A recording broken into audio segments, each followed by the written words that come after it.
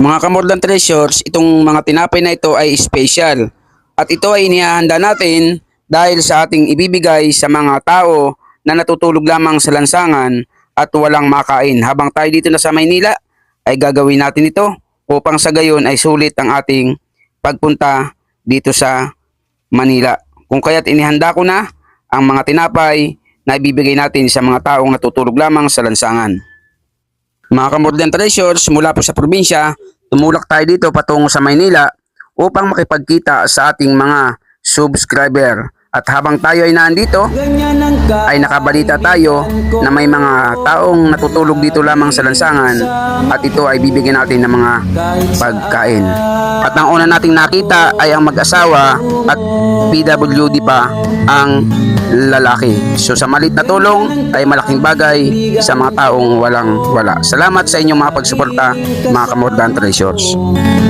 Kahit saan ako magtungo,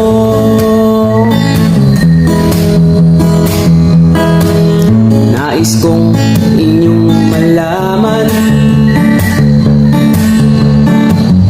ang pangalan ng aking kaibigan.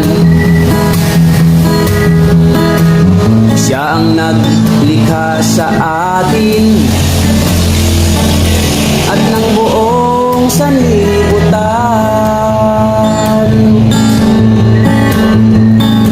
Ngayon ay sasabihin ko ang pangalan ng kaibigan ko.